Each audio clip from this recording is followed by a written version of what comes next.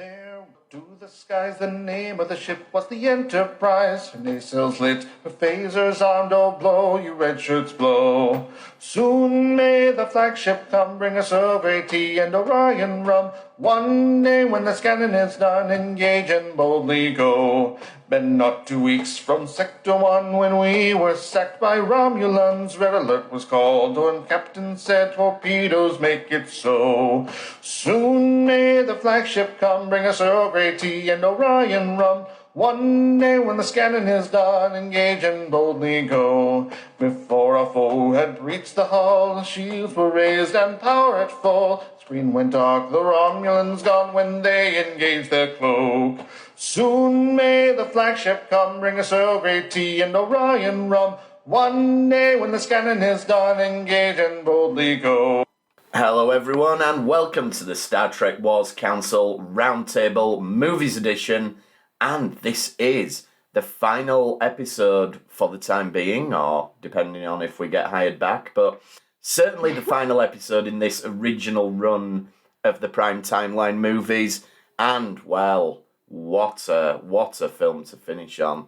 Star Trek Nemesis, which I know people have varied opinions on, which we will get into. I don't know, I'm talking like William Shatner, maybe I'm just into the getting into the ambience of it all. So we'll start off with how we all came by. No, you know what? We'll start off by introducing people. I am so all over the place today. I think it's because I am drinking a natural Coca-Cola. A full-fat, normal, full caffeine Coca-Cola, and it's clearly gone to my head. Obviously, it's no Canada Dry, but I mean, what is? Exactly, they're harder to get in the UK. So, yes, I'm Senior Council Member James King. Joining me is Lainey. Howdy. And Joseph, Ambassador Joseph. Acid rain. Some stay dry while others feel the pain. There we are. And Derek. I'm awake. I'm here.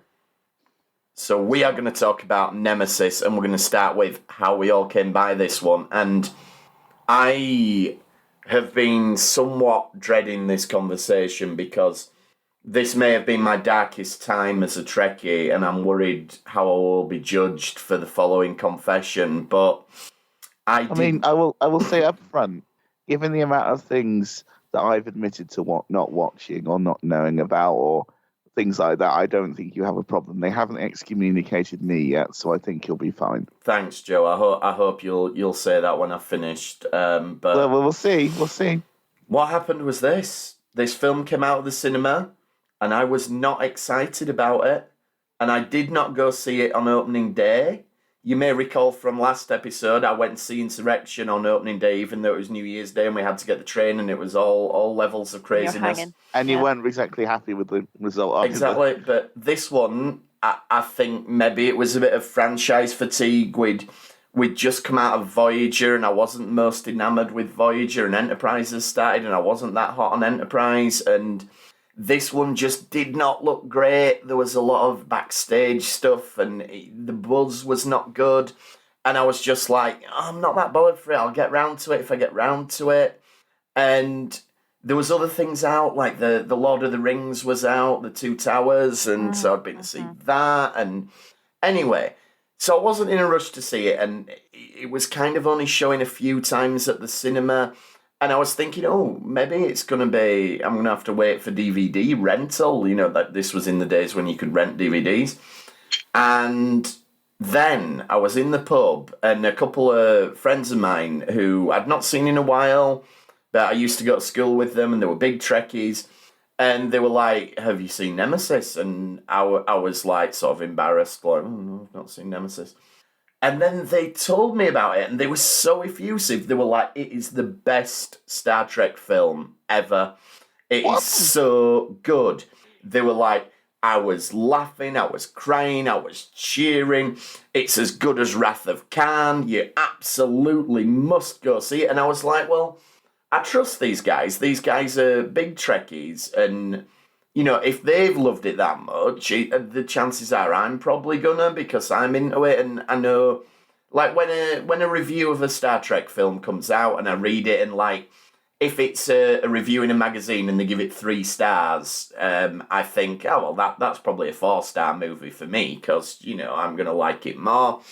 So I was like, right, okay, I will. And the next time I was in town, I was like, oh, all right, it's showing in half an hour, I'm going to go. And then I saw it and, well, we'll find out what I thought of it. But that's my story and my confession that I was a bad Trekkie. Do you think they might have been pulling your leg?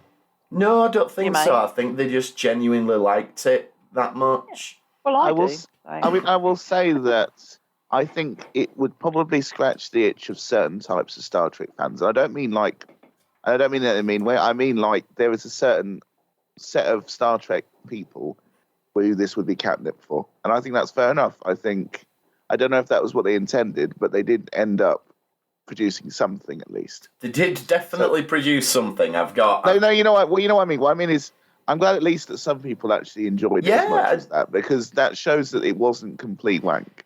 That's the thing, Maybe we just really like back hair, and we're just anticipating Jonathan Frakes back hair. That's it. Oh, no. Sorry, I got off on the wrong foot. I'm having my dinner now, guys. Can we not...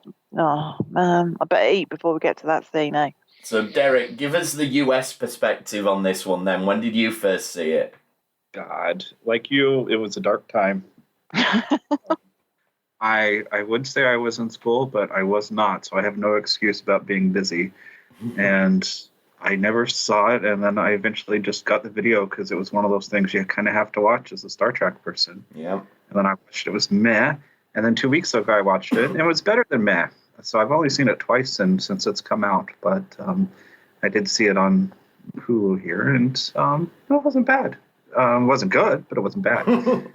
But I just it's like in terms of the next gen, it's just the one I don't watch. Yeah, so I'm kind of with you on that one. Joe, what about you?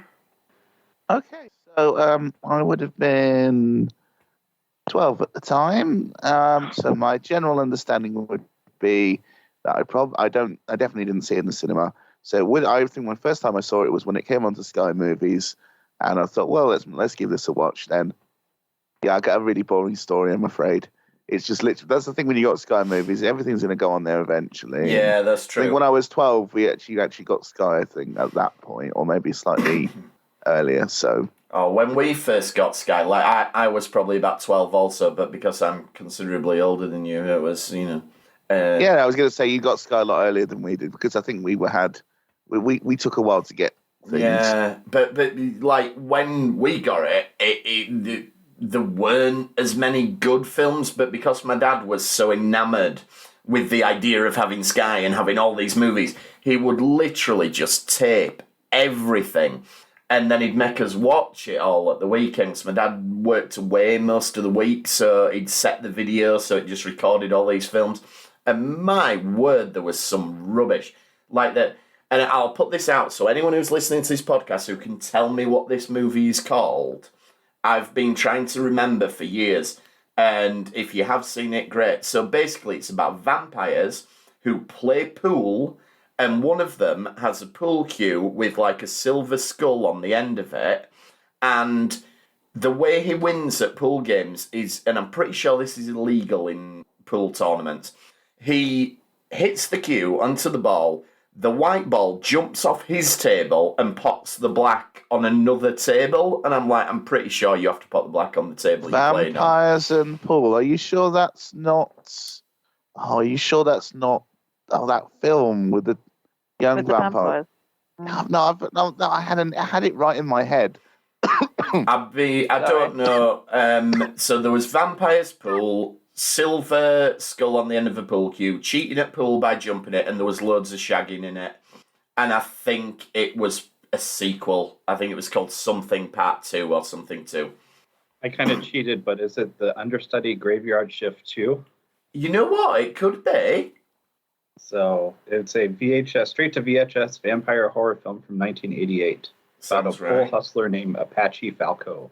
Yep, that sounds right. I'm going to look that up. Thank you, Derek. There we go. I've seen that. Oh gosh, I did not.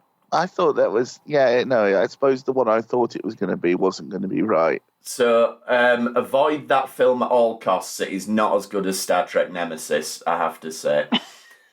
Wow. What a review.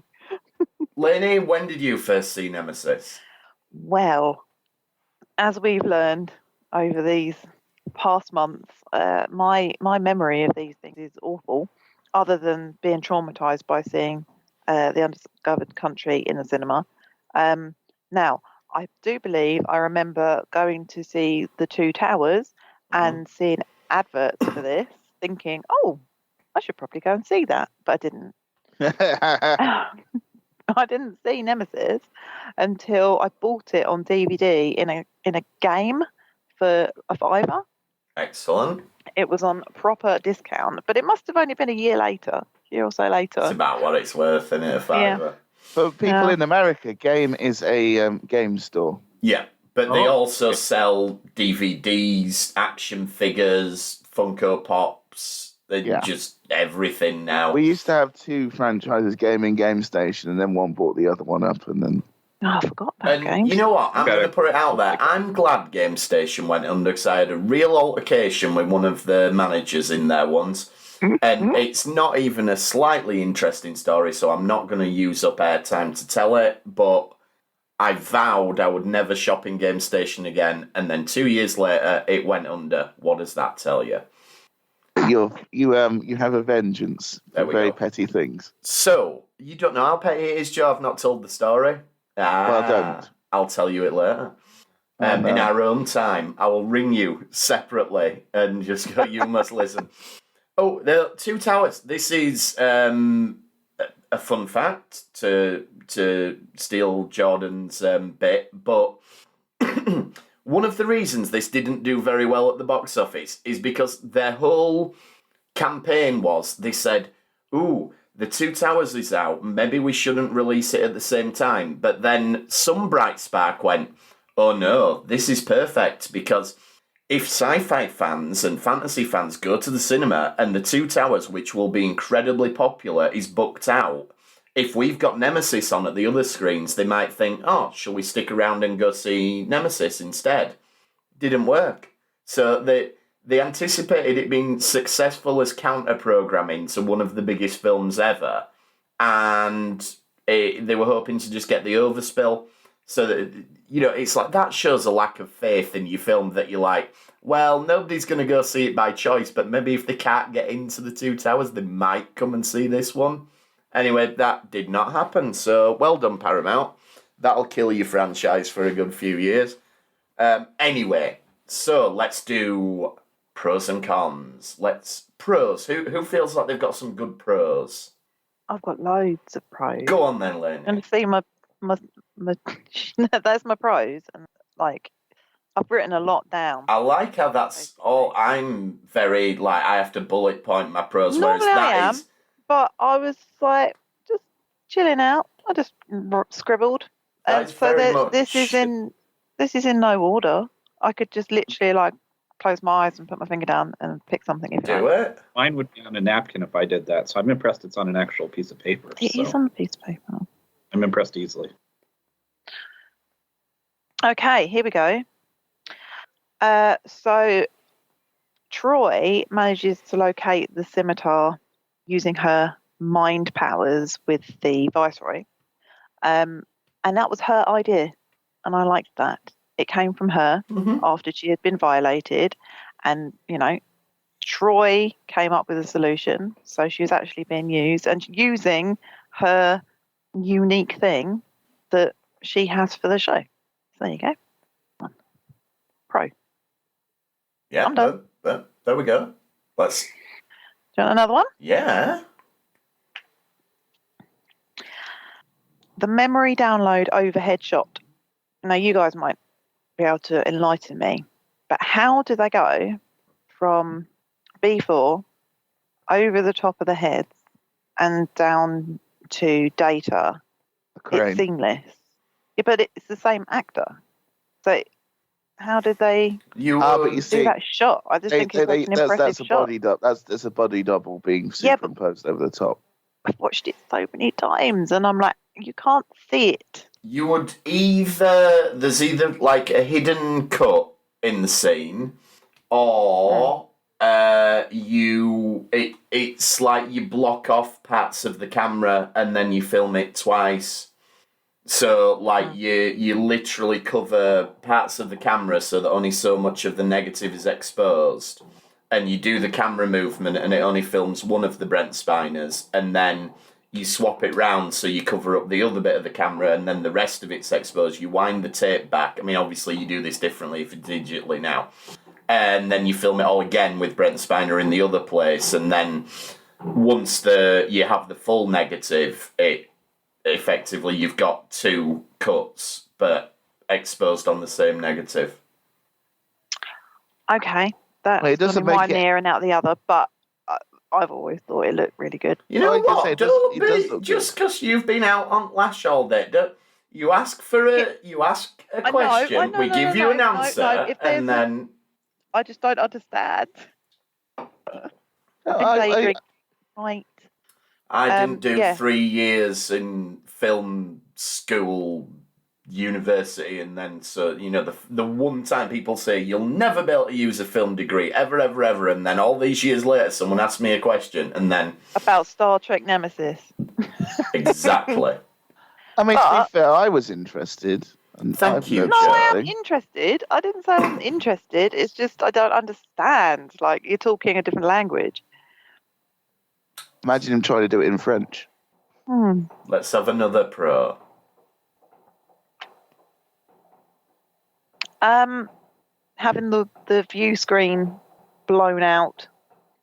Although I have a feeling there might be a goof in that the location of the bridge would mean that if the view screen got blown out, you would still see some Enterprise, and that isn't in there. But I like that they did that. I thought it was quite cool. Yeah, it was quite cool. I always thought, and this is probably because I've got a twisted brain or something, but when the scimitar blows up, I always thought it had been really funny if, like, Data's head had just, like, pinged into where the view screen is and they'd have all been like, ah! I just thought it'd have been That a would bit be of dark. ghoulish That humour would at be the end dark. of the film, yeah. Cool. Has anyone else got 3? I mean, I got 5 total. Go for it, so- Joe. Let's hear okay, the top so 5. So I got good CGI, because I will say the effects and the CGI in this film are good, and that nothing can take away from that. We've seen Trek films with dodgy, and Trek episodes with dodgy CGI, so it's nice to see the films actually sort of looking pretty good for once. I like the fact that they referenced the Dominion War more than once. Maybe it was just the same scene, but it's interesting to know that. It's especially interesting to find out that the Remans were involved in the war as being used as grunt troops, and that Shinzon had a war record. I mean, it shows someone was thinking about Shinzon more than maybe the director was. I thought I'm not massively great on Tom Hardy as Bane. Sorry, not as Bane. Sorry, as Shinzon.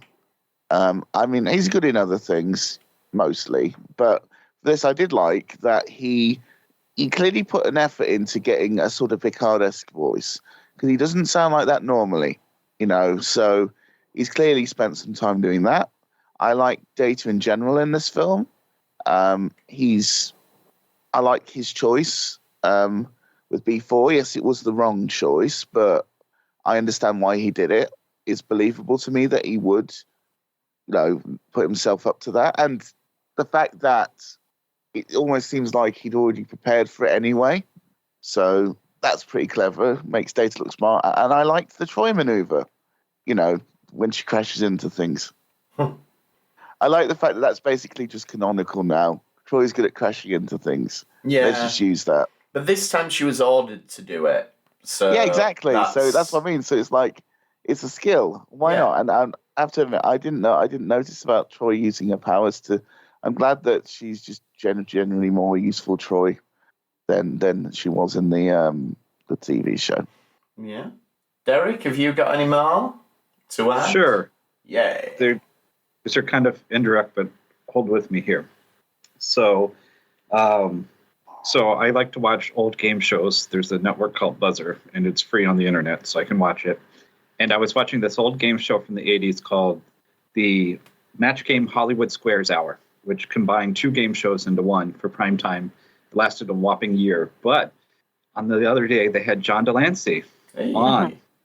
And because he was in a bunch of soap operas, Days of Our Lives, I think, at some point. And so he was on as that. This is before, like a year before Next Gen.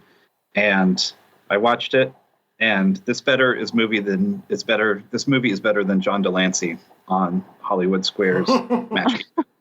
So I thought, I'd rather watch that. So Was this when what's his name was still doing it? Oh, Gene Rayburn, the really old creepy guy? No. The really camp guy. Got his name now. Never mind. It'll come to me eventually.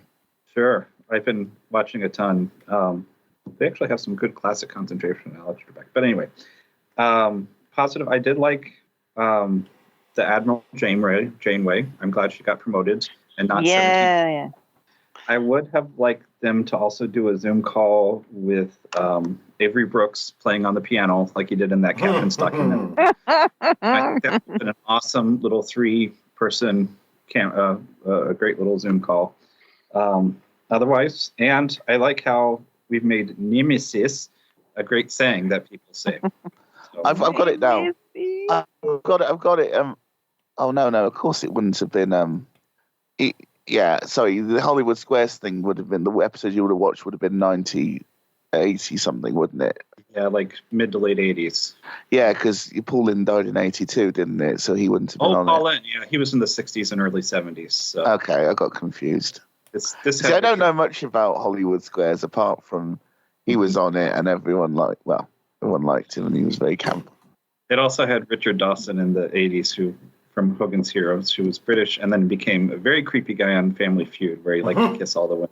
This is what I'm finding out on Buzzer from these game shows is God help you if you're of the female persuasion and attractive on one of these shows. Oh boy.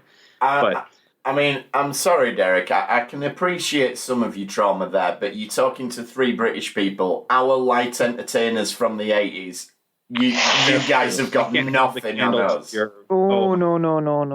If you want scandal... Don't open up that box. No. Yes, yeah, oh Lord. That's true. And those are pretty much my pros. I thought it was slightly... I'd still watch it again, so that's a pro.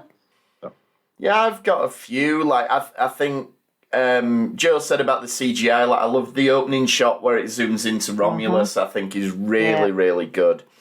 It just looks like it's really stepped up in terms of the scope and the ambition and the effects. And it's probably not a coincidence that this is the year after the first Lord of the Rings. So they're obviously like, yep, we've got to up our game now if we want to hang with other big blockbusters. Jim from Neighbours is one of the Romulans right at the start. Probably better known Alan Dale, the actor, who must have such a great agent because he was, let's be honest, rubbish in Neighbours. And somehow he managed to go to America and blag them that he's a serious actor and he's been in all sorts of things. And he always dies of a heart attack. That's it, like his party trick. He did it in Neighbours. And if you've not seen it, Google Jim Robinson heart attack in Neighbours because it's such good acting. He turns red. Maybe that's what his agent sends to everyone. If he always dies of a heart attack, maybe because he died in Ugly Betty. He dies of a heart attack as well, and in Neighbours it's great. It's like Toby. I remember he falls behind his desk. Toby. Anyway, so Jim, always happy to see Jim from Neighbours. Data says, ladies, gentlemen, and invited transgender species, which I thought is quite forward-thinking. This was 20 years ago. Yeah, though I suppose if we're being ultra picky, it's implying that it's only different species that have transgender. But, it's like, for 20 years ago, pretty cool. Janeway cameo, the scimitar looks great. I think that's a really well-designed ship. It looks excellent. Ron Perlman as the Viceroy. I don't think the Viceroy is necessarily great, but it's always good to see Ron Perlman in things. And a bit I really liked is at the end where Picard tries to set the auto-destruct and it's offline. And funny. the reason I like it is because I had this as one of my cons in First Contact. Like, I'm just sick of them trying to set the auto-destruct. I know it makes sense in the circumstances they're in, but I don't want them to blow up the Enterprise E. We've only had it for a couple of films, so stop putting that in the film and making me think you're going to blow it up. So, I mean, they did smash the shit out of it. yeah, they did, but I just like the fact that it's not available. And I thought, oh, good, we don't have to have one of these sequences where it's a 10-minute countdown and then they cancel it right at the last minute. So I was like, good, well done, film. And that's all my pros. So, Lainey, have you got more on your magic list? I do. You guys have picked up some that I've crossed them off. Okay, let's just work from the top of my ramblings all the way down. Wait, sorry. Are we on cons or are we on neutrals? We're still on pros. Lainey's got more pros. Oh yeah. Sorry, I forgot. Lainey's got loads of pros. Lainey likes this film, but I appreciate that it's also crap. But I like it. The Scimitar is awesome, but the Enterprise E is also beautiful, I believe. We get to see Spot, and there's actually a deleted scene where Geordi and Worf are clearing up Data's quarters, and Spot decides that Worf's his new owner, and it's lols. Oh, that's cool. They should have kept that. Yeah. I really like the score. I think the music's really good. Joe, you're usually quite hot on the score. What do you think? Well, yeah, it's all right. Bye. Yeah, I mean, certainly nothing was in it was bad, and that's a good thing. You know, occasionally you get Trek films where the music sort of pulls you out of it because it doesn't quite fit, but they did a good job. I just think it was. I mean, maybe I'm just not learned enough, but I think the fact that they crash the Enterprise into the Scimitar is unique, I think. But the fact that then Shinzon reverses as well, and it's like, I like those scenes. Guinan's in this, guys, and her 23 marriages joke, like that. When they are, the Enterprise is fighting the Scimitar, before the Romulans show up, the orders that Picard is given and Riker is given, they seem a lot more specific than usual. I couldn't be bothered to rewind it and find out what they actually said, but they're given locations to specific phases and parts of the ship and how they're going to fire the torpedoes. It's more, I do wonder, as flawed as the director was, he's an action director, isn't he? He does action films, so maybe that added to that. Yeah. Prepare for battle speech, Picard, and the montage. That's Love really it. good. Gives me goosebumps. That bit's very Wrath of Khan. And yeah, because people often say, oh, this is just a rip-off of Wrath of Khan, and I don't think it is, but that bit really does feel like it in a good way, I think. I should have had that on my pros. Earning a friend in the Romulan Empire. So this is the beginning. I mean, obviously, when this came out in 2002, we didn't know that there was going to be all the other stuff following this.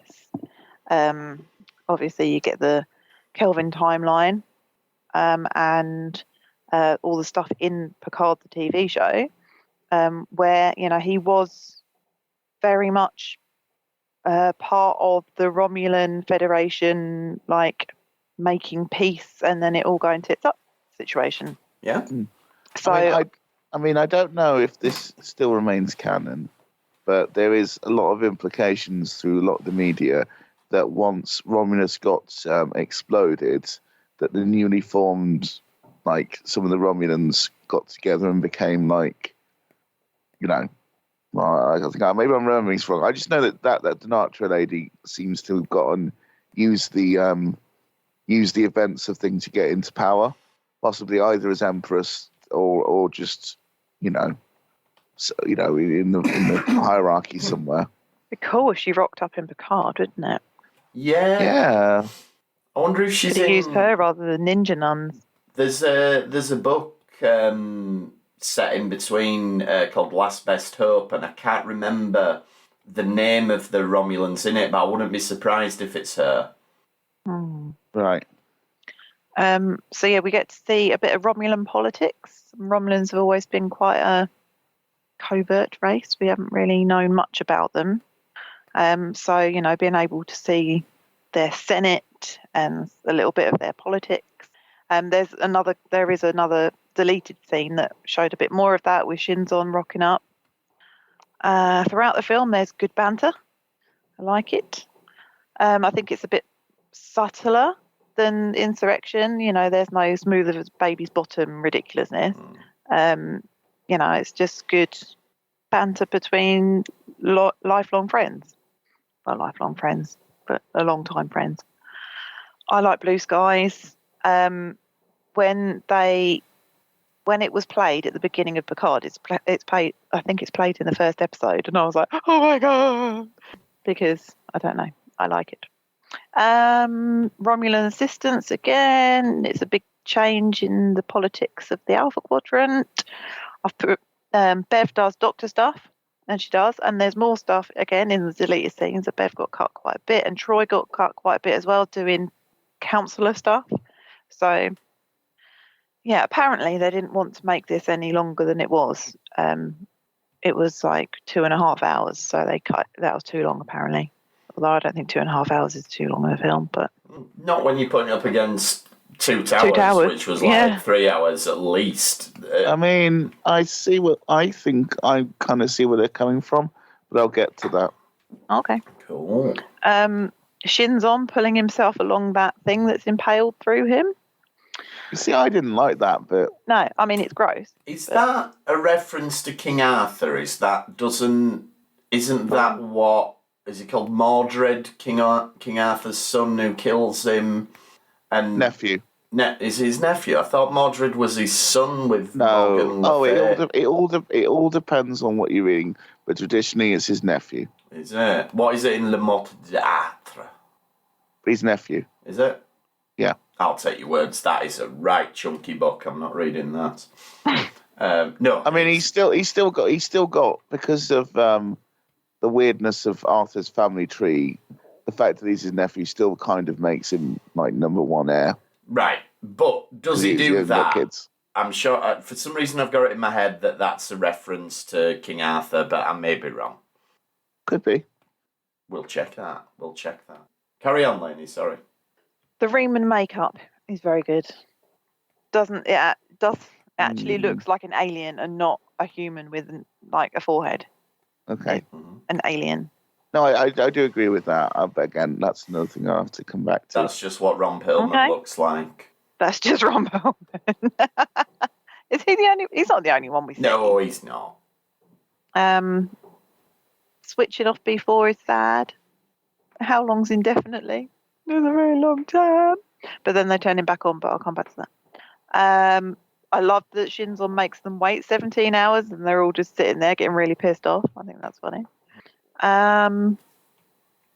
Okay, so I think the story is nicely weaved. There's a lot of, I think there was a good script there at some point, and it was destroyed for one reason or another, because there are things like Janeway being like, you're the closest ship, and I was immediately going to put that in the cons because I was like, it's always the nearest ship, but it's the nearest ship because they've deliberately put the B4 stuff there to get them there because Shinzon's being strategic and trying to get the Enterprise to Romulus, and Commander Denatra, her bits and pieces getting dripped in, and seeing a bit of Shinzon's like got stuff on his face and he's being weird.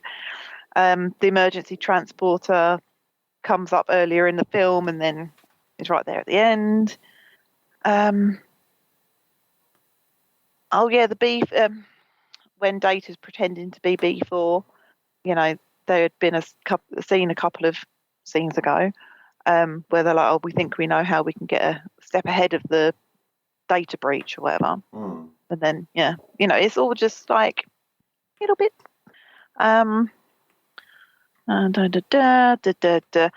Speaking of B4, when they're doing the memory download, and George is like, I can't believe Captain Picard went and gave you the go ahead for this, basically, and Data's like, oh well, he should be able to understand, process all of my memories. And George is like, well, maybe he should just be as he is. Like, maybe as he, the way he is enough for the world. He doesn't have to be a perfect human being. And I thought that was a nice message. I like the just debate throughout of biopsychology versus behavioural psychology of, what makes us us. Is it all in our genetics? Is it all just our DNA?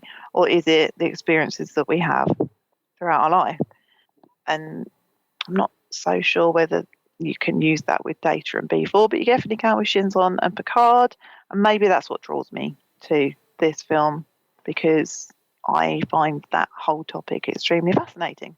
So you see, I've got a question about that. Maybe I'm silly, but I always thought that we'd kind of sussed that out by now. No. That it's mostly nurture. No. Oh. There's no definite, conclusive argument about what does what, because there's also scientific evidence that there's a gene that murderers have or serial killers have. So it's like, is actually there something within some people's genetics that predetermine their behaviour? So yeah, it's to be debated still. Right. I think most people would say it's a bit of everything. I was going to say that's what my understanding was that maybe it's just a consensus is that it's a mixture of both, but no one knows how much of each, which is fair enough then. So I just wanted to know because I was interested. Yeah. And I think, I have two more. Wow. So one of the debates they're having about bio versus behavioural psychology happens in stellar cartography. And it was only when I watched it through this time I thought, hang on, back in Generations, they're in stellar, Picard and Data are in stellar cartography, debating whether or not Data should be relieved of duty because he's got his emotions. And I just thought, it might not have been deliberate, but was that a deliberate choice to have them once again debating what is humanity, what makes me me, and having those things in the same place, although this stellar cartography looks so much cooler. And this kind of slightly steps into my neutral zone, neutral zone of why is B4 turned back on. And I did wonder whether it was supposed to be a kind of message about how we all live on within family when we die. So, I mean, my understanding was he- it was a way of getting Data back if they needed to. I know, but we can say maybe it's a thing. An allegory? Is it an allegory? Metaphor, maybe. Metaphor. It's a thing. Okay. It's definitely a thing. I'm done. Crack on. Neutral zones then. I've just got a couple. Worf, and I think this is because notoriously the writers, directors were not Star Trek fans, but DS9 finished with Worf becoming the Romulan ambassador, and here he's just back on the Enterprise with no explanation. I've sort of always headcanoned it that maybe when he put in his resignation, Starfleet, they said, oh, you've got to serve out the rest of your term or whatever, so he had to finish his Tory duty off on the Enterprise. I don't know. But they're going to the Romulan homeworld to meet the new Romulan head of state. The Klingon ambassador being there would make a hell of a lot of sense. So why don't you just have Worf as the Klingon ambassador, and then you don't need to create these problems? They could have quite easily.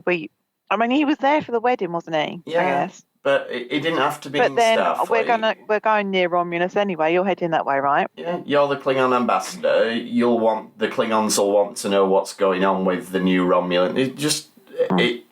It's so easy. Yeah, it was a 5-second fix that I agree. I'm glad Michael Dorn got a hopefully large paycheck, but Yeah. they need to fit him in.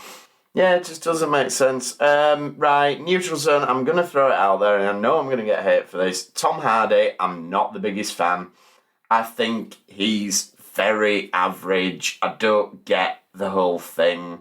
Like, okay, I get that he's a good-looking guy, but I just think he's just an okay actor, but everyone raves about him, and I just don't get it. Like, I think he's fairly average here, and yeah, I didn't put it in cons because, he's okay, but that's all he is for me. Also, while we're on the subject of Tom Hardy's Shinson, this is basically the same backstory as Bane. I was raised in captivity and I was thrown in a hole and I had a mysterious protector who looked after me and then I rose up and became the leader. It's like, what? That's so weird. It's just exactly the same. Was that backstory for Bane established in DC Comics? Like, No. I'm assuming it wasn't. Very different. Okay, so that came from that series of films. Yes, but yeah.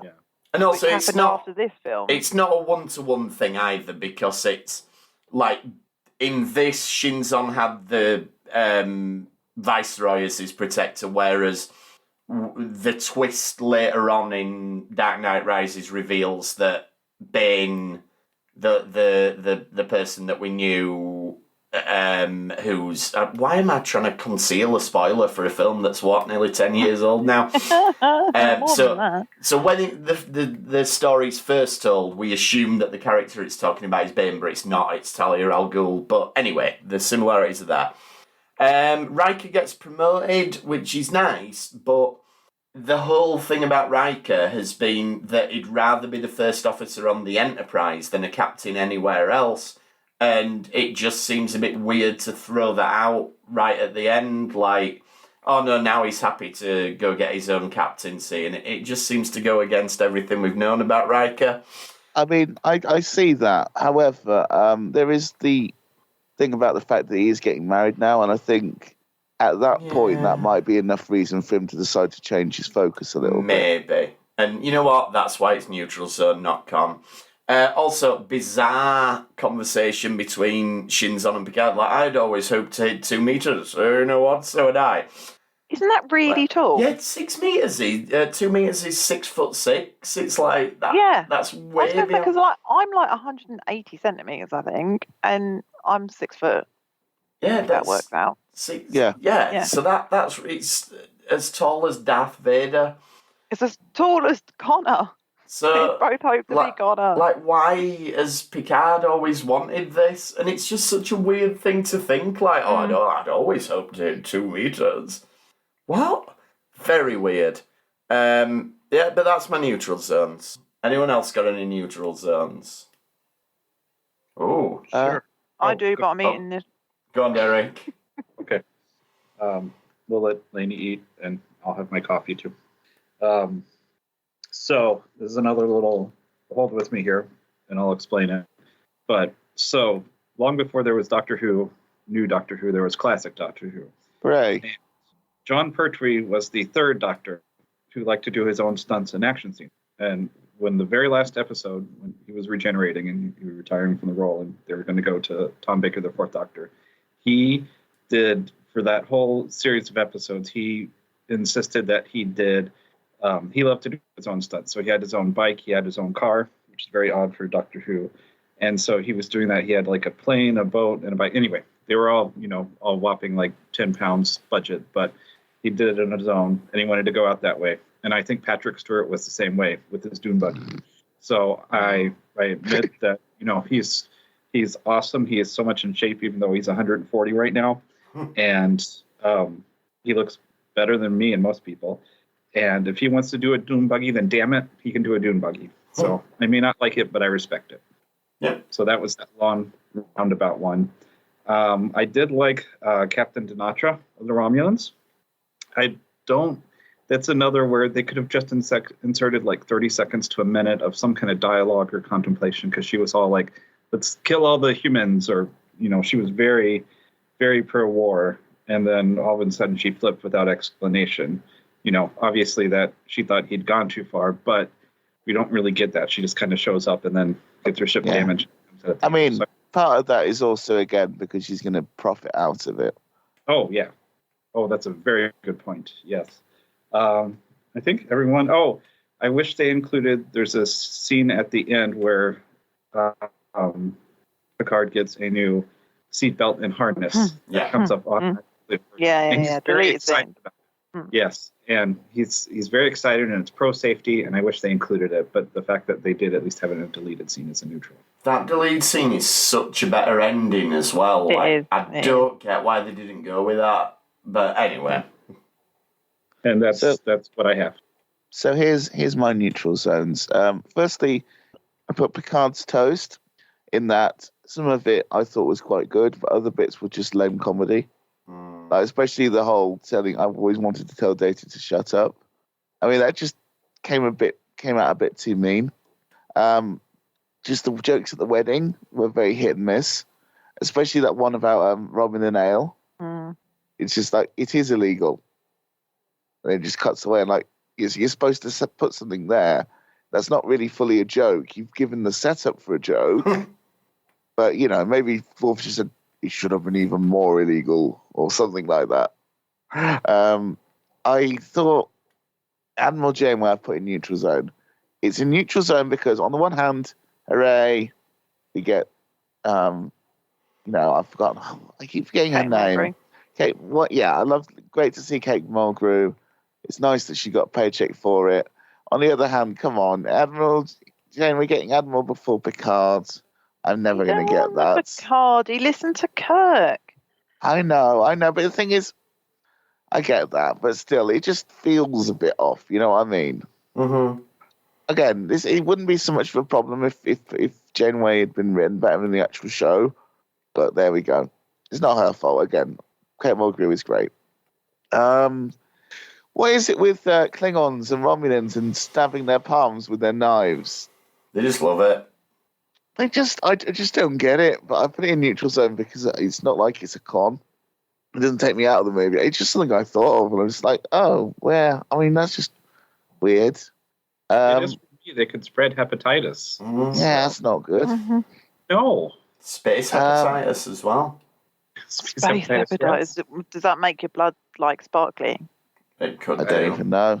I thought that the scene between Dinatra and Shinzon was interesting because it was interesting. That was my first, when I saw the way that she acted, I realized, okay, she's clearly she's trying to play both sides, or at least she's she's not, it's not like for the cause so much, because the way she was trying to almost manipulate him through sex in the way, which is, up to her. It's how she wants to live. If she wants to be manipulative, that's up to her. But then the way that he reacts back to her, I just feel is a bit off. Like, I don't know, just Shinzon's really, really weird when it comes to sex. And we'll get back to that in the cons. Mm-hmm. But just, yeah. Yeah. He's messed up. And the way, like, I get that he might not want to be touched, but yeah, that's not, there's something about that whole scene that just sort of, and my last one, I mean, I've probably got more that I've forgotten, but I put Goodbye Data and just goodbyes in general. Because the thing is, I didn't feel this as much as I should have, but I think that's because in my mind, my Goodbye to Data came from Picard. Yeah. Yes, actually. But the goodbye, the absent friends thing and them being there and all together, and, and Picard calls him, like, I buy that. They've been together so much that I can take it. I believe that they are family, and I was a bit sad, but not again. Just for me, knowing that there is at least some data out there, even if it's like a thumb drive somewhere.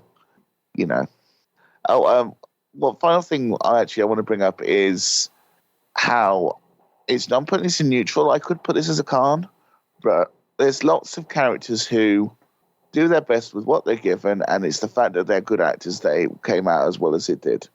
Because especially poor old LeVar Burton gets given nearly nothing to do here. But what he gets given to do, it's LeVar Burton, so he makes it awesome. Especially with what you pointed out with him, maybe, and given what happened behind the scenes, especially with LeVar Burton, What did happen behind? Oh, because the director assumed he was an alien. Because he was blind, and also kept calling him Laverne. Despite being, he got told not what that it was, Yeah, it's like you learn your cast members' names. I mean, come on. And that's just, and the fact that he's the black guy and you do that to him is just a bit like, well, he's the only one, because the guy who plays Worf is black, but you know what I mean. Right, so is that everybody's neutral zones then? No. Oh, go on. We got Laney's. I don't know. It's this tiny bit in the middle of my page. So going back to B4 being turned back on, yes, they did it because they were like, oh, we can't really kill Data, can we? Can we really do that? Maybe we can offer Brent Spiner enough money that he'll play him again. Who knows? Because this movie is going to be a huge success. So we need to make sure there's an avenue for Data. However, So I think it just cheapens everything. Because I said it's possibly, you could read it that, it's about how people stay on living within their family and friends. But that scene, it's in Picard's quarters. Is B4 living with Picard now? Because Picard leaves. And he just leaves B4 in his quarters. And are they living together? And before was staying in Data's quarters because he was holding Spot. So I'm like, has Picard adopted B4 and turned him back on because he wants a pet Data? Anyway, don't know. Maybe I'm thinking a little bit too much. Questions about that. we never got answered. Well, guessing from the end of Picard, what really happened was that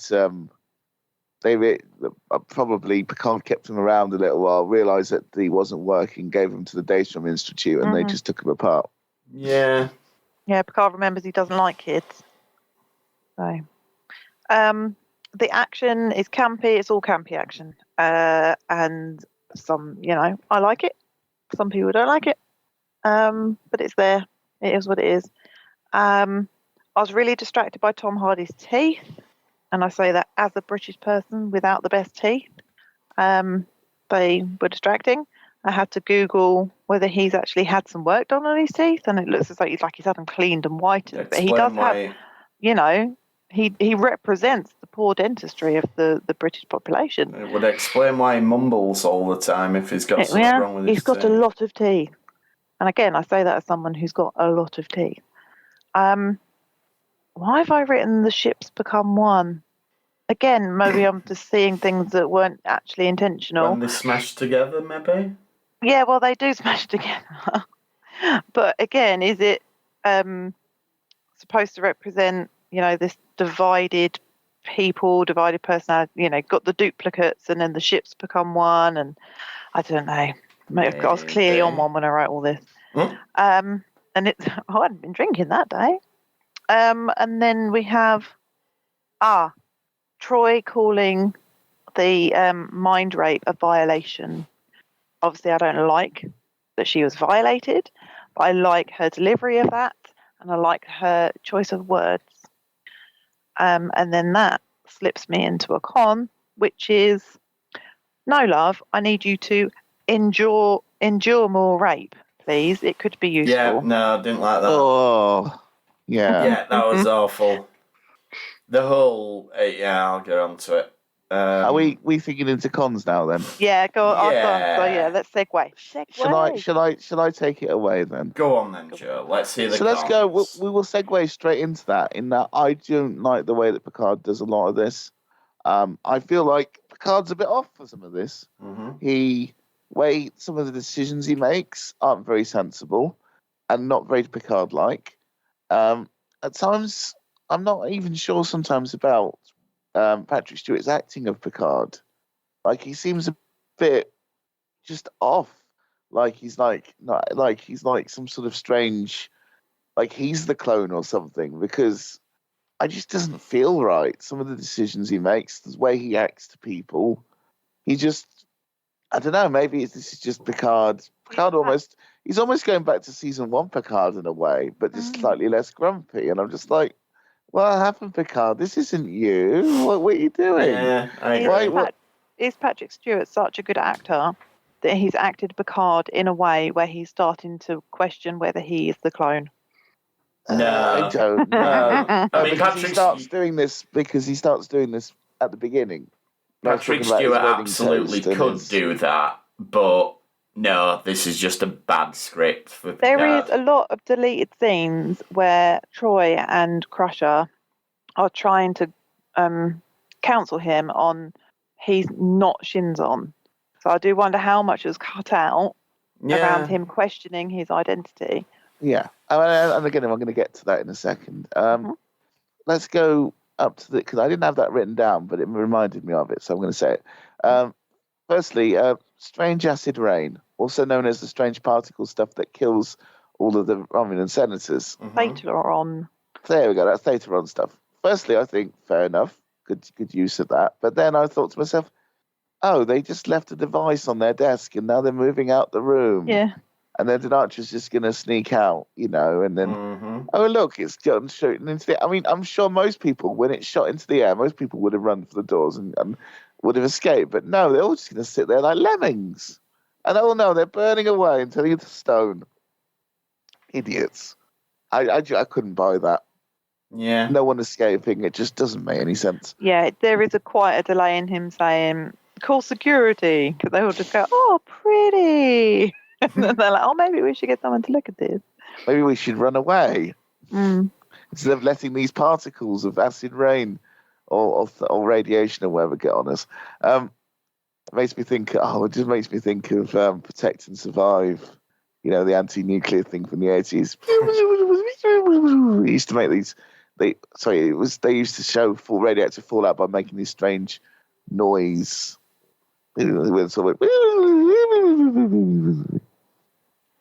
That's a strange tangent, I'm sorry. Secondly... Wrong podcast, Joe. Save your tangents for the other one.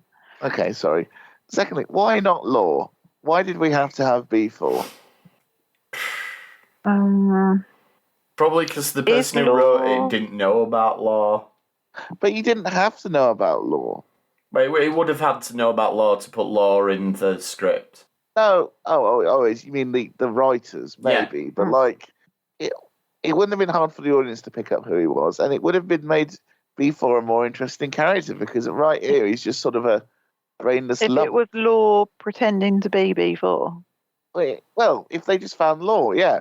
I mean, also, let's turn on the android that we just met. Mm-hmm. How do they know that's not Law? Because Law's locked up somewhere in Starfleet.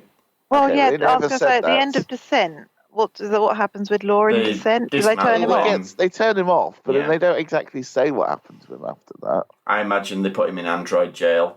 It's probably I'm sure they did, but still, I'm just saying, the fact they never mentioned him even is a bit weird. There's still scope for him to come back, because he was not in that Institute place. It was only B4. That's the only remaining model. It'll be in that evil AI prison from Lower Decks. That would be a good lore. Yeah.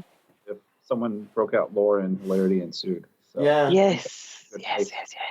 Like they have to break him out to save the world, save some kind of world. Yeah. So I've got Prime Directive destroying Buggy.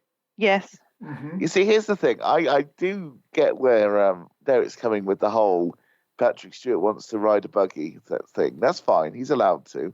Just don't do it on a planet with people on it. Mm-hmm. I mean, come on, Picard, Mr. Stickler for the Prime Directive, unless it's absolutely necessary. This is not absolutely necessary. This tarnishes your... this is what I was starting to say about him maybe going a bit off. Maybe he's just not written Picard-like at all. I've got some issues with Shinzon. Firstly, creepy Shinzon. He's just... What is wrong with this guy? Why is he so creepy? why does he just want to touch Diana? I mean, it's because the whole thing at the beginning is we're supposed to feel a little bit like there's some good in him, and then they throw that away, which is fine. I mean, but that's, for me, as soon as he starts touching Diana creepily, I'm just like, no, you're evil. Sorry, I can't buy you And being possibly a little bit good. He says, "May I touch your hair?" Like straight away, it's like, yeah. And I didn't like the rape scene. I think it was wholly unnecessary. I understand that they tried to turn it around with her moment of finding out where the ship was, but still, I just don't think it needed to be there. No, it's just not good. There is a less. There's a better rape scene. God, you could misquote me on that. There were two.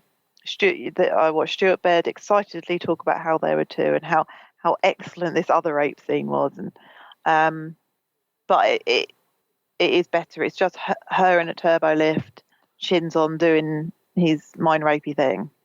I think they should have cut the one that they left in and used the other one. Yeah, and nothing would have changed. Sorry, I'm ambushing Joe's cons, but the Riker snogging is the worst part of this movie for me. Are you sure it's just because you don't like Riker? I like Riker. I don't like how he snogs. Okay, you're saying that it's the way he snogs that's the problem. It's the way he snogs. Yeah, it's just. It's in his kiss. That's where it is. I even drew the vomiting emoji. Oh gosh. Yeah. Oh wow. Well done. Oh yeah. Artistic. So, if anyone who's kissed Jonathan Frakes wants to come forward to confirm for us whether he's a good snog or not, we'd like to hear about it. He sucked them up completely. They're all in like some snog vacuum. Now, my other Shinzon con then is that his waiting game makes absolutely no bloody sense if he's dying. Yeah, true. Ah, touche. Like, I guess, again, it just goes to show. I mean, again, if he's a flawed character, that's fine, but they won't write him like a flawed character. Either write him as being really smart and really on the ball, or write him as a strange, weird, creepy clone that has strange priorities. Either one of those I can buy and I like. Put the two together and you just got a character that doesn't make sense. Which is a shame, again, because I thought the other one, there was good spin I liked, but I put unengaging space battle. I have to say, I fell asleep. But Joe, you fell asleep whilst we were recording this podcast. Not this particular podcast. Not this one, but wasn't it Generations? It was Generations. Well, to be fair, with this age Generations we're talking about, another film that has put some people to sleep, although not me.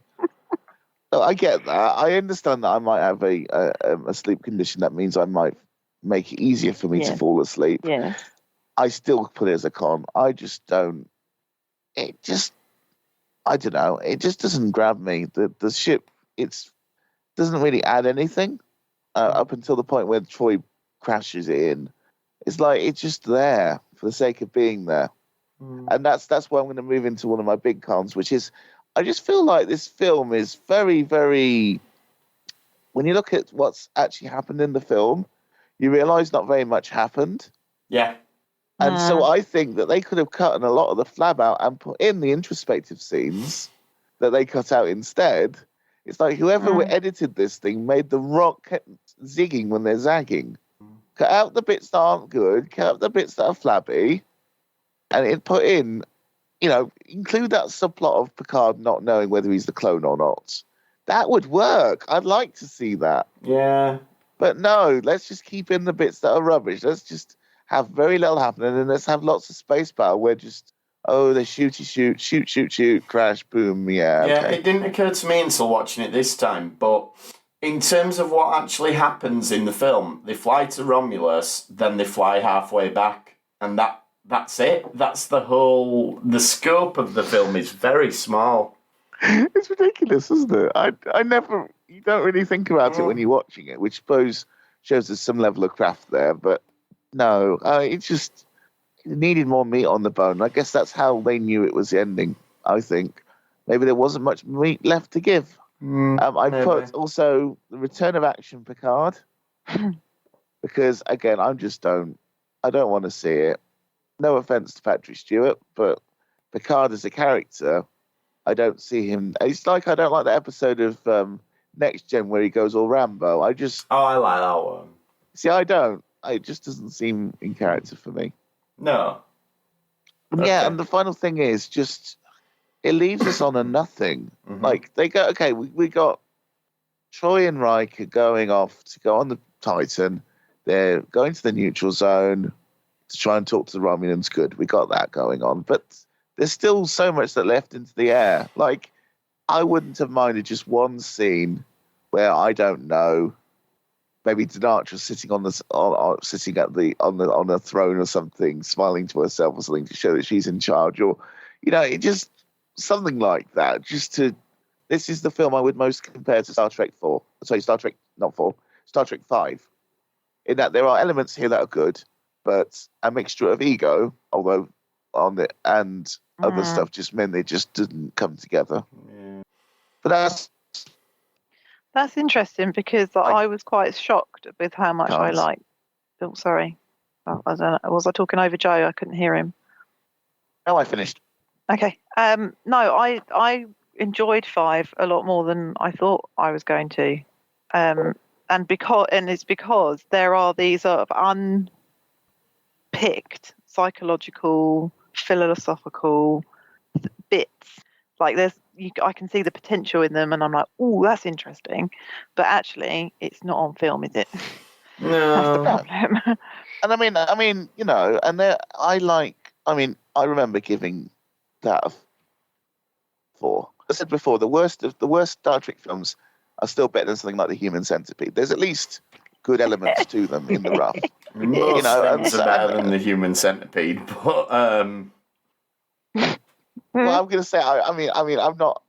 Yeah. I just there isn't really anything to recommend about The Human Centipede. At least Star Trek 5 has McCoy and his father and all that, yeah. and him wanting his pain. I think though, Joe, you mentioning the Human Centipede means I'm going to have to put it on the official list at the bottom. That's all right. We needed something at the bottom. I'm willing to have that there. Fair enough. So my cons then, right, this one annoys me. Picard's best man speech is just terrible. Like, I've been lucky enough to be asked to be a few people's best man, and so I've written a few speeches, and do you know what you're meant to do in a best man speech? You're meant to talk about the bride and groom. Picard goes on about Data twice, he mentions Riker and or Troy 5 times, and he mentions himself 15 times, including dropping in his catchphrase. It's an ego trip for him, and it's all about, oh, this is what I'm going to do to replace you. It's not about how great Riker and Troy are or anything like that. It's really selfish, and this goes back to like what you were saying, Joe, about it doesn't feel like Picard. Picard would do a really good best man speech. He wouldn't do this, and I just think it's terrible. Why is Wesley there? Oh, No. yeah. But not just why is Wesley there? Why is Wesley in uniform? Well, I don't mind that because, like, sort of ex-service people at funerals and stuff can still wear the uniform, is my understanding. And Did he things graduate or anything? I don't He think didn't no, he didn't graduate. graduate. But I could sort of see that. Bollocks. But yeah, it's just going, oh, let's bring Wesley back and piss on the ending that we gave him in the show, just as we're doing with Worf. I would say that the ending they didn't give him was great. So who knows? Maybe they just thought it's better to have him out of not with a creepy Watcher man. There's a deleted scene where I believe he's the engineer on the Titan, yeah. Titan. Yeah. But again, I'm glad that scene was deleted because at least it doesn't make it canon. Like, here you can headcanon it that, okay, Wesley's still a traveller, but he's decided to take corporeal form and come back for this, so Fine. Stupid car chase. Like, I get it, it's an action scene, but it just don't feel like it belongs in Star Trek to me. It's just odd. B4, don't like him, think the film could have done without it. I get that they were trying to do this thing of giving Picard and Data kind of a parallel experience and drawing the link there, but I don't think they draw on it enough to actually make it a worthwhile endeavour doing it. And speaking of B4, first of all, Data forcing his memories on him. So all the stuff we've done about Data during TNG, establishing that he's a sentient being and he has rights and blah, blah, blah. But he's basically going, right, okay, well, B4 don't have the same rights because I'm going to force my personality on him against his will. So true. Like, that's not good. And then after all of it goes down, I'm going to switch him off.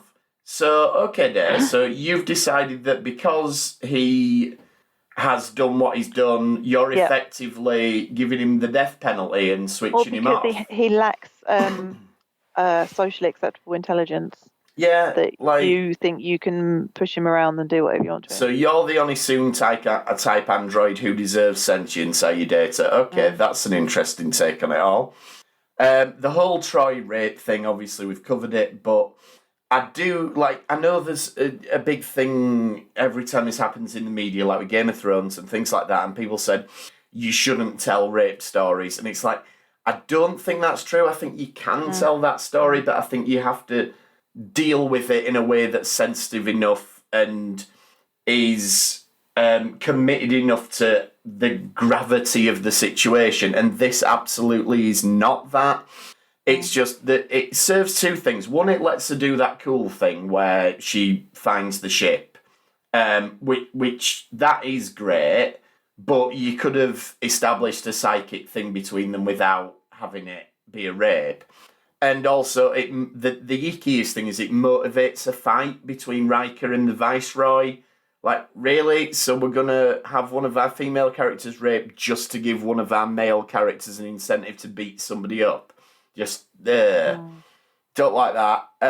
This one isn't the film's fault, and hindsight is a wonderful thing.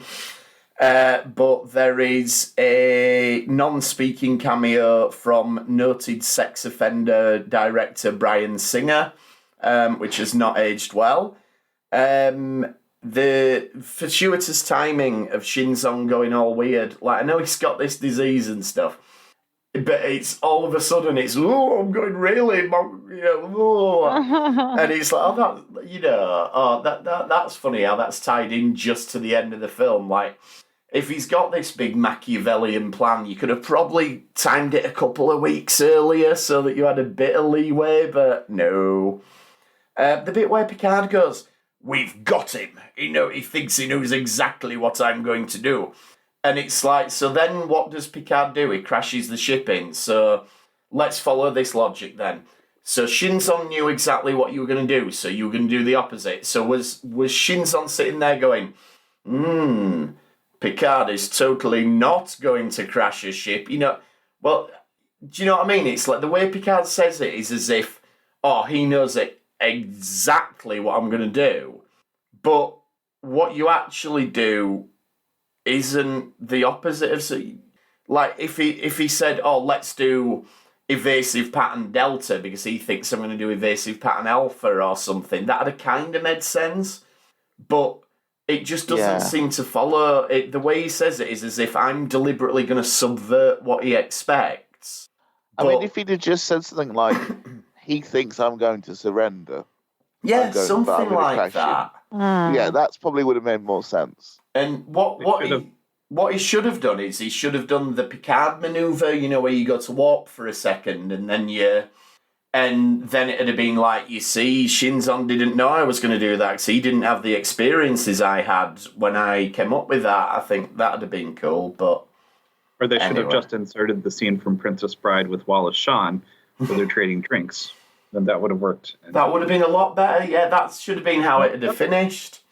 And, Data's death just... I know they want it to have some weight to it, but it absolutely doesn't. It kind of feels like Data turns up and goes, oh, Data, what are you doing here? And he's like, well, I'm here because Brent Spiner managed to finally get us to kill the character off, and now I'm going to pointlessly sacrifice myself. Yeah, it just doesn't feel earned like when Spock died. That felt earned, and it felt monumentous, and it felt huge.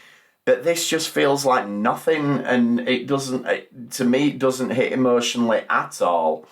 It just feels flat, and clearly I wasn't the only person who felt this way, because Michael Chabon did a whole season of the Star Trek Picard TV show just to get to a moment where we can finally put this right and have some emotional closure to Data. So it just doesn't land, and it doesn't feel like a last film. You know, like you look at Star Trek 6 and there's just such a poignancy in the air for the whole film, and it feels like it's really the last time we're going to see these characters, and it has a beautiful final scene. It does that thing where they all write the signatures in the stars, and again, I don't think they knew this was going to be the last TNG film during production. They really didn't know that. No. They thought there was going to be at least one more. Yeah, I think it was decided afterwards, and then especially when it did terribly at the box office. But it just doesn't, after how successful TNG was as a TV show and how beloved these characters are, they deserved so much better. And yeah, it's just a shame. That's my cons anyway. Who hasn't done cons yet? Joe, you've gone. Derek, have you got cons? Just a couple. And also, I was thinking of, they should have done, I guess it could be a con of great death scenes. Like they could have done where at the end of the movie, Picard gets transmission that said B4 was killed in a fire at his chateau. and, you know, so he truly has no family anymore. They could have done, if anyone remembers, the wonderful MASH TV series when Henry Blake dies. They're all just sitting in the on the front deck, and someone comes in and said Data's or B4's plane crashed into the ocean. There were no survivors. Or it could have been like The Godfather when Marlon Brando has the heart attack. Speaking of good heart attacks, Yeah. Or Neighbours, they could have just done any one of those for Data or B4, and that would have been great. Anyway, sorry, off on a tangent. I know quite a few people like the last 20 minutes, but it's so slow motion. It just feels like they're just moving, like in the Star Trek, the slow motion picture, where they go through the warp thing and just, yeah. And I know it's been harped on, the 7 minutes of starting up the Theteron radiation. The remans may have been a good idea, and I agree with Lainey. I like the makeup and everything, but why are they negotiating with and all for establishing ties with a group that's held presumably at half of their population in slavery and servitude, and they just conquered? This was the very first time the Remans showed up, right? I was trying to look through it. And I don't think they're known before, yeah. Yeah, so to put it in and then just to put them in, it says like a slave, I don't know, it didn't feel right. And they're just they're basically just orcs. Yeah. Well, once again, the whole Lord of the Rings thing. So, other than that, everyone's kind of gone over it. It's not a bad film. I do kind of like a lot of the cheesiness, and the first part after the wedding was pretty good. Yeah, I just wish Avery Brooks were in it. So. I just wish it was a DS9 film. Yeah, completely different DS9 film, but there we go. We'll never get that, sadly. Lenny, have you got any cons? Yeah. So I don't know why they didn't just park the Argo closer to the first transmission, or just beam up all the sources of Theteron radio, of positronic, whatever. Yeah. Troy, the lighting on Troy when she's like, doing the thing with Michael Dorn's hand. Yeah. And it's like, what's all that about? It's the weird. Shatner lighting, as it's called. Shatner lighting. The picture of Jean-Luc at the Academy without any hair. Yeah, ridiculous. Which is just, it's like, so patronising for the viewers. As a bald man, I can testify that I did have hair when I was younger. And that is not uncommon for bald men, but apparently in the Star Trek universe, no. And apparently it's canon that he did have hair. Isn't there, Tapestry. on the Stargazer he has hair. Yeah. And, there's Beverly and Jack stuff and he has hair. I think you've got to headcanon that he shaved his head while he was at the academy at some point. Really? But it is the writer, director, whoever, going, the audience is so stupid that they won't realise it's Picard unless he's bald. Before I knew that, the fans are quite aware that he thinks that we're stupid, I remember watching the extra features on my £5 DVD copy of Nemesis, and the director taking time to explain to the viewers what a storyboard was. And I'm like, you really don't know your audience, do you? Like, I might not know about negatives and overlaying negatives and stuff, but I know what a storyboard is. Thanks. So, yeah, he clearly didn't know who he was talking to. Why are Worf and Riker dealing with the Riemann boarding party? Why are they not on the bridge? Why is there not a security team dealing with that? Why is Riker prancing into a chute? It's just ridiculous. Why doesn't Picard clear the saucer before he rams it into the scimitar? There's probably quite a few deaths there. And then obviously they had Troy crash the ship again, which is a con. We've already gone to that one. I can't remember whether Picard says it to Shinzon or Shinzon says it to Picard, but one of them says, your heart is the same as mine. No, he's not. Yeah, fair point. Data dying is sad, but not as sad as in Picard. Defo not. The fact that they didn't predict that they would lose all communications going through that particular part of space was a bit unlikely, I feel. And the best bit of Tom Hardy's performance was his impression of Dr. Evil when he goes, I was lonely. Oh, yeah. Just makes me laugh every time. Yeah. Why have you brought me here? I was lonely. I was going to say, wouldn't that... Sorry. Go ahead, sorry. I was going to say, wouldn't that be such a better film if it was just Dr. Evil in the whole thing? Yeah, that'd be awesome. He needs the cat. He needs the hairless cat to go with the Remans. The hairless version of Spot. Yeah, they could have cloned Spot. Yeah, exactly.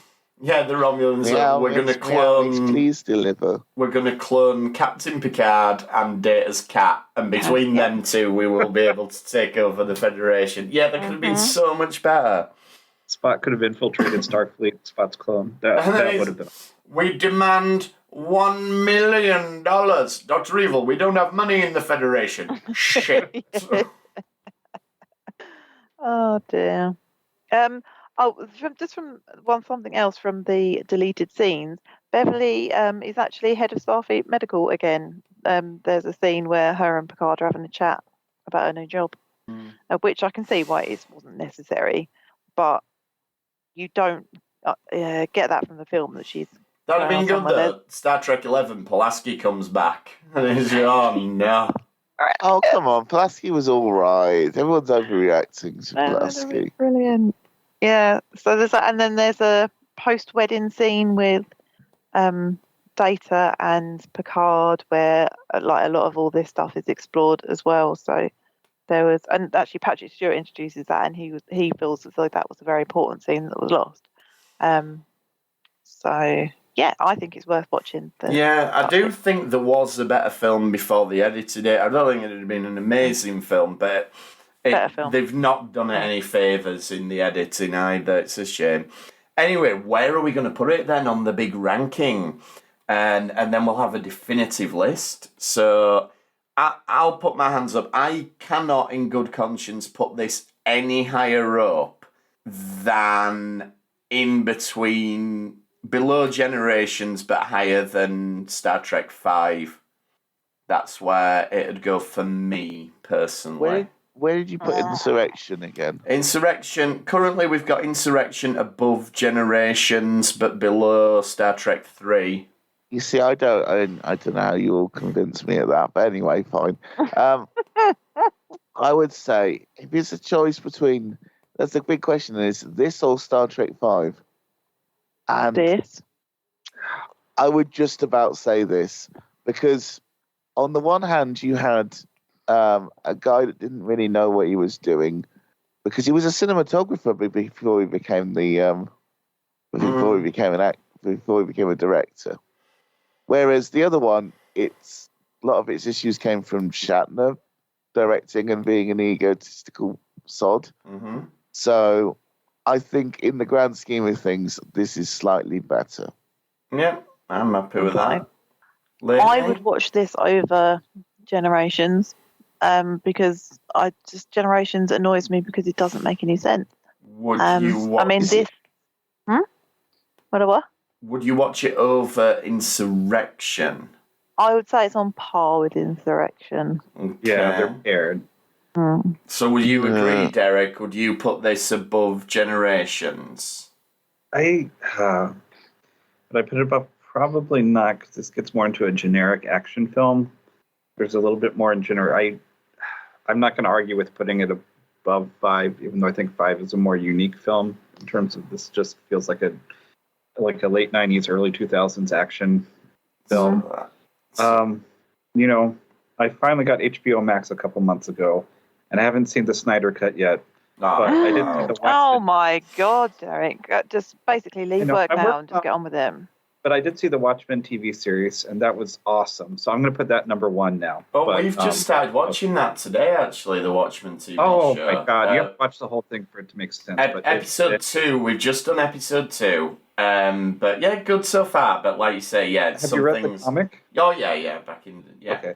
So it's forget the movie, just watch the TV show after the comic. But anyway. Yeah, I'm watching that with my wife, and she's like, why is the squids? And I'm like, there's this whole squid thing in the comic, It all makes sense in the end. It's beautiful. Anyway, sorry, I got off on another tangent. That seems to be my theme today. What's at the very bottom right now? Very bottom is the Human Centipede, and then Star Trek: The Motion Picture. Oh, God. I would watch this above the motion picture just because it's shorter. I would rather watch the deleted scenes of this than the movie, which is a lot shorter. Yeah, I agree with everyone. Kind of what you said, above 5. Above 5.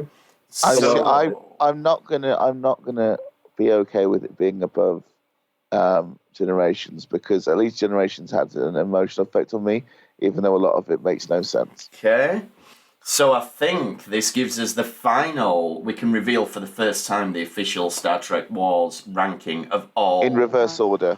In reverse order, of course. So in number 14, the Human Centipede first sequence. Yeah. In number 13, Star Trek: The Motion Picture.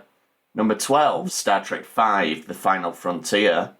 Number 11, Star Trek Nemesis. Number 10, Ant-Man and the Wasp. Number 9, Star Trek Generations. Number 8, Star Trek Insurrection. Number 7, Star Trek 3, The Search for Spock. Number 6, Rocky IV. Number 5, Star Trek 2, The Wrath of Khan. Number 4, Star Trek 6, The Undiscovered Country. And then joint second and third, because these two were tied, Star Trek IV, The Voyage Home, and Star Trek First Contact, which means number 1, Zack Snyder's Justice League. Which, for anyone who's listening, we've been recording these for 10 months. That was a topical joke when we started out. As was the sea shanty music that we've been using as our intro and outro. That was very topical at the time as well. But I think that about does us then for this episode and for this whole project. But before we go, I just want to say thank you very much to the guys on the main podcast for letting us do this. You are crazy, crazy people letting us guys contribute, but I really, really appreciate it. It's been fantastic to get to know other council members and have these chats and talk about these films. And if you do want us to come back at any time, just shine the the council signal in the sky, and I'm sure we'll be happy to come. But yeah, it's been great fun. Thank you so much. It's been great getting to know new friends, and in the future too, and showing off my new office to everyone. Because Dr. Nurse Derek. It's going to be Dr. Nurse Derek. So. No, it's been really good fun, and hopefully we'll be invited back to talk about the Kelvin films at some point. Fingers crossed. Yeah, well, there's lots of things still in the future. There's Picard season 2. Yeah. I mean, they may just want us to come back to talk about certain topics. You never Who knows? know. I mean, Jeremy and Chelsea are going through the top 10s at the moment. Yeah, that's cool. I'm enjoying listening to that. Only the Mad Libs and all that. I think I'm going to enjoy the bottom 10s more. I think that'll be more. Are they going to do a bottom 10? I think Jeremy said they might do. I think we need to hear Chelsea. We need to hear that. Yeah. We really do. Especially, I mean, even if it's just the bottom from each show, I think that'd be really cool. And obviously, just to remind everyone, actually, that it does seem that if you are a council member, you may get invited to be on one of those episodes when they get to the ones where they're just looking at particular episodes. So, maybe you want to keep shunting money the way of Star Trek Wars. After all, Jeremy and Jocelyn and all them lot are still going to be looking at the new stuff, because there is plenty of new stuff to go around. So if you could keep throwing money their way. Absolutely. Hey, we've got to pay to get Connor through college, so yeah, there we go. I just add Star Trek Wars to my will, so there we go. Absolutely. Foundation giving. And he's a doctor now, so it's big money. Yeah, I'm a professor, so it's not that much. So I work for the Catholics now, so it's even no vow of poverty. But until Zack Snyder releases Justice League 2, I think we've got a definitive ranking. So thank you everyone very much for listening, and continue to check out the Star Trek Wars main podcast, where at the minute they're covering Prodigy. Discovery's just around the corner, so lots of exciting stuff coming up. But bye-bye for now from us. Bye. Nemesis! There once was a ship, but to the skies the name of the ship was the Enterprise. Her nacelles lit, her phasers armed, oh blow, you red shirts blow. Soon may the flagship come, bring us Earl Grey tea and Orion rum. One day when the scanning is done, engage and boldly go. Been not 2 weeks from Sector 1 when we were sacked by Romulans. Red alert was called, and Captain said torpedoes make it so. Soon may the flagship come, bring us Earl Grey tea and Orion rum. One day when the scanning is done, engage and boldly go. Before our foe had reached the hull, the shields were raised and power at full. Screen went dark, the Romulans gone when they engaged their cloak. Soon may the flagship come, bring us Earl Grey tea and Orion rum. One day when the scanning is done, engage and boldly go.